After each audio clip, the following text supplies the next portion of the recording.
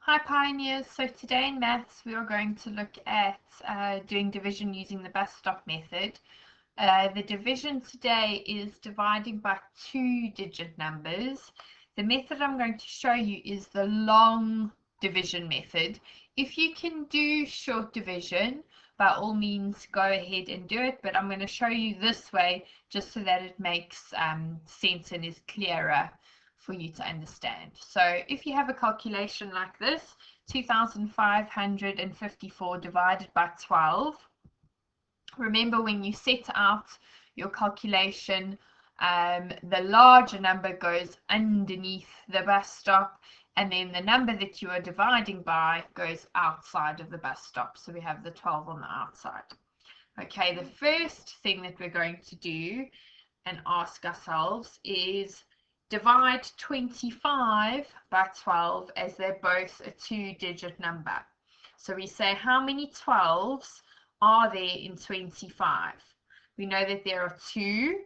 We write the 2 above the 5, and then we write 24 below, because 12 times 2 is 24.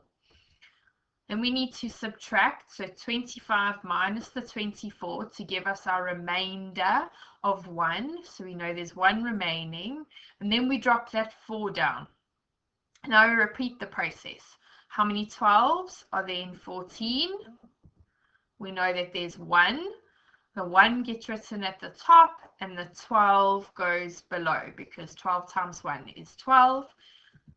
We need to subtract to find our remainder. 14 subtract 12 gives us a remainder of 2. Drop the 4 down, and then we ask the same question again. How many 12s are there in 24? And we know that the answer is 2 with no remainders. So our final answer is 212. Okay, we're going to do the same with this calculation. We've got 7,397 divided by 13. Again, lay it out with a large number under the bus stop and then your divisor on the outside of the bus stop. Start dividing 73 by 13 as they are both a 2-digit number. How many 13s are there in 73? Well, we know that there would be 5. 13 times 5 would give us 65. We write that below. Then we subtract to find our remainder, which in this case, the answer will be 8.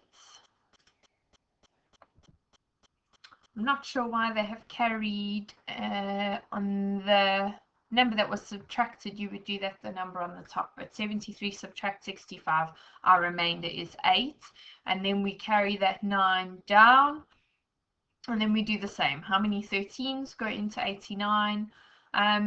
You would probably have to write out your 13 times tables down the side of the page. Remember, you can do that with all of your times tables when you're doing long division or short division, just to help you. We don't do our 13 times tables generally, but you could write them out. So just add 13 on every time. We know that we would get 6, so 13 times 6 would give us 78. Again, we need to subtract 89, subtract 78 will give us 11, and then we drop down the 7. Same thing again. We ask ourselves, how many 13s are there in 117? If you've written out your 13 times table down the side, then you can easily count how many 13s go into 117. We know that that would be 9 exactly without any remainders, and that is our final answer, 569. Okay. Last question, 4,712 divided by 31. Again, make sure you lay out your calculation correctly. And we're going to start again, dividing 47 by 31 as they both are 2-digit numbers. How many 31s are there in 47? Before you start doing this, like I said in the previous one, write down your 31 times table down the side of your page. So you would have 31 followed by 62, followed by 93, etc. So you're just adding 31 on each time, and that will help you in working out how many go into each of the numbers. So how many 31s are there in 47? We know that there is only one group of 31. 1 times 31 is 31. Now we need to subtract. 47 subtract 31 gives us 16. And remember, what do you need to bring down? The 1. And we ask the same question. How many 31s are there in 161? The answer is 5. 5 times 31 is 155, so that gets written below. And then we subtract. 161 minus 155 is going to give us 6. And we need to drop down the 2. And again, how many 31s go into 62? And the answer is 2. So your final answer will be 152. There were no remainders in these examples, but if you got to your last numbers and you were dividing and you ended up with a remainder again, you know that that remainder gets written at the top with an R followed by the number in your final answer. Okay, we're going to do one more. I think this will be the last one. So we've got 4,005 divided by 89. Again, laying it out correctly. Start dividing 40 by 89 as they're both a 2-digit number. How many 89s are there in 40? Ooh, well, we can't do that. So we write a 0 above and the 0 goes down below. And we subtract.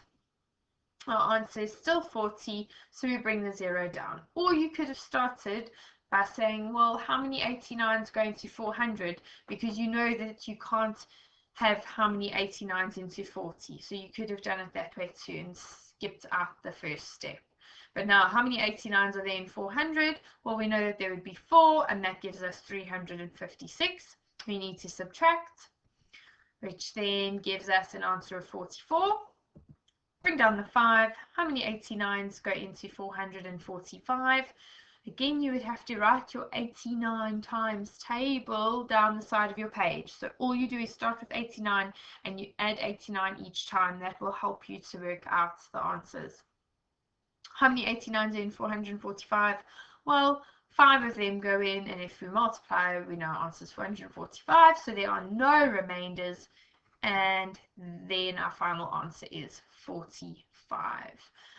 You can now go back to your PowerPoint slide and choose your challenge. These are tricky, so take your time. Think about the method really clearly. If you know the method and you know the steps to complete, you should not have any problems completing these calculations. Good luck!